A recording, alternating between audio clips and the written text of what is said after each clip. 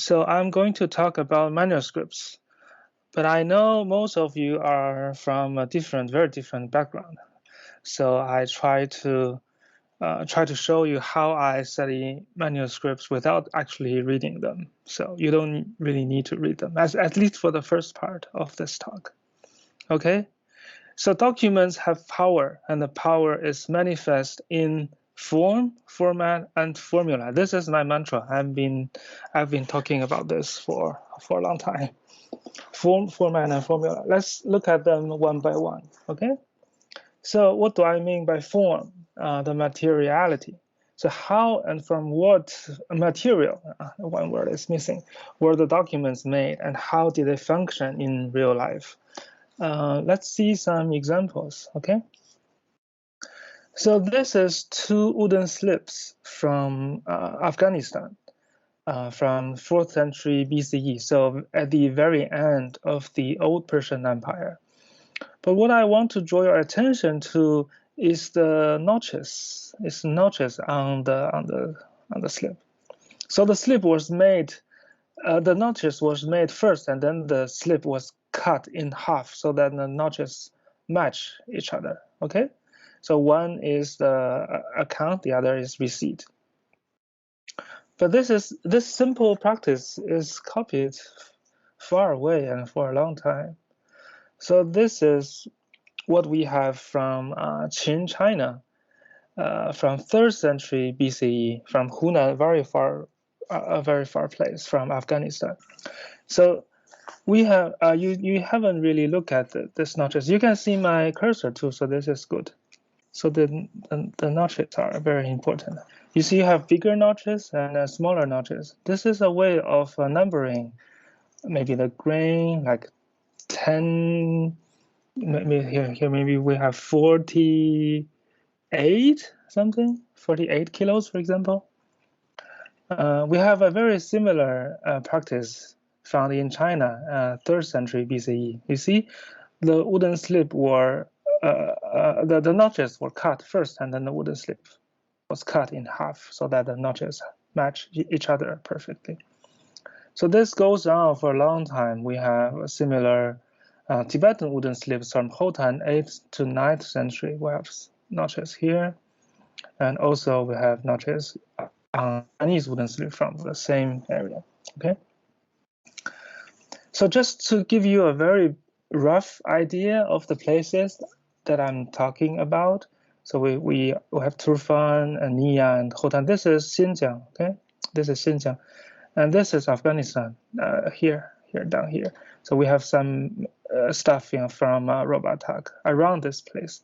And we also have something from here, from Samarkand, close to Samarkand. So, okay, next let's look at so-called double documents. So double documents meaning the same document was written twice on the material. So from Nia, we have Gandhari contracts. The actual contracts were written inside this wooden box and then bound by cords, you see, and then sealed by clay and with a sealing here. But a summary of the contract was written on the outside of the wooden box. So when the parties were in doubt or had a quarrel, they will break the seal and look inside, what's inside. The same happened in Khotanese contracts. So later, but from around the same area, so Khotan is here, a little bit further west. So it's also written on wood and double contract. The fully fledged one written inside and the summary written outside, and also bears a sealing. This is a bird. This is a sealing of one of the Gandhari contract. We have a Chinese style one and a Greek style one. Here is the summary of the contract. This is an unopened wooden box, or double wooden tablets as we call it. Okay. But in Bactrian is from Afghanistan. We have a similar practice, but not exactly the same. So this contract was written on leather twice. So we have an open copy and a closed copy. So the open copy and the closed copy are basically exact the same, but the closed copy was folded and sealed like this. And when it's open, it's like this. So we have two contracts, so same contracts, but one is just folded and sealed. So this is the sealing with the name of the owner of the sealings. So that we can see that Gandhari, Khotanese, and Bactrian contracts all share these features. They are double documents, they have sealings, and they don't have signatures. But the form of double contract, the double documents, goes back way further back.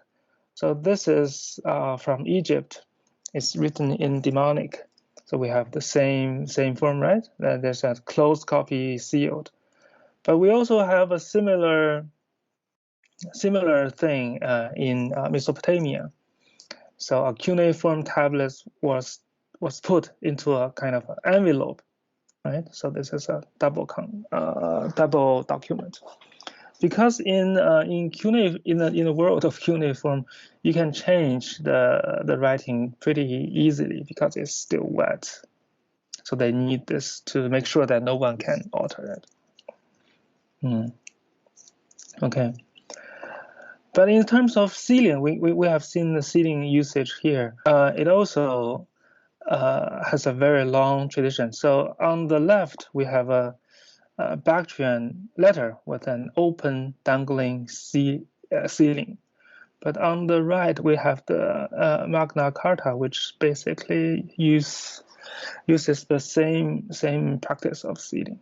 So this goes all the way back and forward. Okay, so format. How are the texts arranged? So we don't really need to look at the content. We just look at how the arrangement. So this is two orders in Gandhari.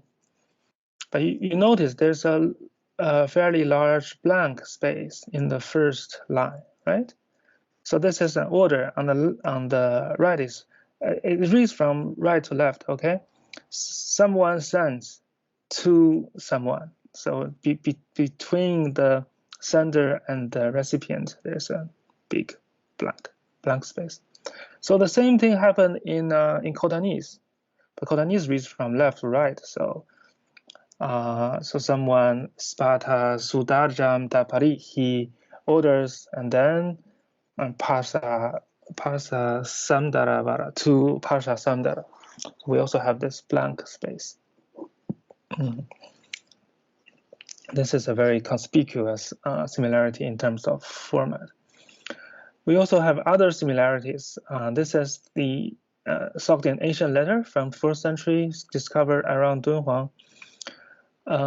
You see, around the body of the main letter, there's an appendix kind of thing, written vertically, right? But this is also the same in the Bactrian letter. There's an appendix written vertically on the left instead of on the right, because Bactrian reads from left to right and Sogdian the other way. But this is also seen in Judeo-Arabic letter, or in many Judeo-Arabic letters from Cairo-Geniza. You have this appendix on the right. But sometimes we can see similarity. We can see more clearly the function or the purpose of this similarities, or rather imitations of diplomatics. So in one famous Khotanese document, we have this supersized Chinese character, "chi," meaning royal edict, written on the document. And you also notice some bold-faced words, okay, and indentations. So all these bold-faced words mean king. So this is Vija Gyasta V something. So this is the king and the name of the king. So the king must come at the beginning of a line, right? And his name must be bigger and more front than others. And you also notice the use of ceilings here. But we have 3 Chinese style ceilings, and this is the ceiling of the National Library of France. We also have a small and ugly. Oh, we have 4 ceilings and an ugly Chinese character. So this is a very close imitation of Chinese documents. So we also have this large character for royal edict from Dunhuang, from a slightly earlier period, from the 8th century. Okay, so we have observed many similarities in terms of format and then formula. But when we study formula, we have to actually read the manuscripts. So formula means wording, fixed phrases, terms, and syntax. I will look at several slave contracts because they all observe a fixed sequence of clauses. It's very neat. But we don't need to go into details of this. We only need to understand that they share a lot of commonalities. So first of all, a date. So they use this kshuna, this word kshuna word for date. Kshuna in Gandhari, kshuna in Sanskrit, and kshuna in Khotanese, and kshuna in Bactria. Scholars have argued that this kshuna word may have come from Greek chronos, and it became kshuna in Bactrian, and spread from Bactrian to Khotanese and other documents. Then we have the opening, and the key is this phrase at this time, dakali dale tieshe, or meaning at this time. And then we have the identification of the seller of the slave. And the key here is the fronting of the verb. So st is the verb, but the verb usually comes at the end of a sentence. But in this contractual language, the verb comes at the beginning of a sentence. St. And also in Sogdian, we have this harin, meaning to buy, and it also bought. It also comes at the beginning of a sentence. Same thing in Bactrian It also comes from the beginning. Comes at the beginning of the sentence. This is paralad. So this has been sold by me. Okay, so the fronting of the verb are the same. And then we have a strange term basically calling the slave as a brother. So here we have, I have a brother's son. Now I sell him at the price of 2,000 muras. You don't sell your brother's son, okay? So this brother's son is a slave. So he's calling a slave a brother's son. So meaning a slave born from his house. Here we even have a special term for this kind of special brother, paza, in Khotanese. And in Bactrian, we do have a word for slave, mareg or marig, but we also find this brother-like word, bradig, in a slave contract. A certain boy belonging to us as brothers, so meaning slave, basically. And also we have female slaves in Khotanese contracts. I have a sister's daughter. You don't sell your sister's daughter, but this is a female slave born from a female slave of your house. But the same sentence used as different wording on the same document. So it's called gatia meaning of the houseborn, so a houseborn girl. Further confirming that this is not the niece, but actually the daughter of the girl, of the slave. And we have the same word for transfer of ownership from now on. This is not very important. But we have this, this is more important. We have this legal term. From today on, this house girl became punya datta's profit without debt, without tax. Avara asamga. Here in Sogdian, we have the same word. Apupar. This par is this var. This v becomes p becomes v in an intervocalic environment in Khotanese. So this is apar. So apupar, without debt, and apushkar, without possession, without claim, without reproach. Very similar phrasing in Bactrian, without tax, without use, without claim, and without argument. And then we have the rights of the owner. This is more conspicuous and strikingly similar. So in Gandhari, concerning this woman, the owner has ownership of them to beat her, to bind her, to sell her, to give her to others as a present, to pledge her, or to do whatever he likes with her. So in Bactrian, you have the right to do whatever it may suit you, meaning whatever he likes with her, to keep him, to sell him, to pawn him, to give him as gift, and blah, blah, blah. In Turfan, we have the same phrase, to beat her, to abuse her, to bind her, to sell her, pledge, give, and offer her as gift, and to whatsoever they may wish to do to her. It doesn't mean that the owner of the slave will do these awful things to the slave, but this is just part of the convention that it must be included in the contract to show that the owner has a full ownership of the slave. For the ineffectiveness of future disagreement, the key word is apramana, so without authority, without authority. We also have abe parman in Bactria. In Sanskrit, we have this court, like in the royal court. We also have this royal court in Gandhari.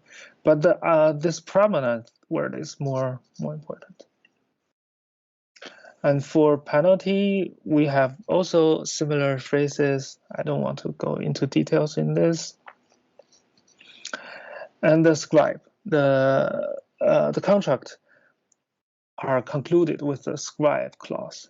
So the scribe will identify himself and says he wrote this contract at the command of one of the parties. So according to the order or at the command. And by the order, we also have the same word. This is parman or praman, and in Khotanese paraona,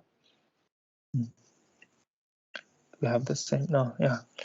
And then we also have the pramana word in the taking effect clause. In Gandhari, pramana, in Sanskrit, pramanantaro, so more effective. In Khotanese, we also have pramana. And in Sogdian, we also have this praman. And in Bactrian, we have this paraman. So all these terms appear in all these languages. Do not because that these languages are genetically related. They are all, most of them, at least Sogdian, Bactrian, and Khotanese are Eastern Iranian languages. Not because they are genetically related and they are cognates, but this is actually loanwords, like technical loanwords from a single source. Then I listed all the shared features of all the different languages that I covered. And a cross meaning a second feature. But it shows you that a lot of features are shared across the boundary of languages, especially across Sogdian, Bactrian, and the other three. The other three basically come from the same area. The Sogdian and Bactrian came from a little bit farther afield. Okay, conclusion. Contracts in Gandhari, Sanskrit, Khotanese, Sogdian, Bactrian share certain features in terms of form, format, and formula. These commonalities can be attributed to a common origin of scribal conventions.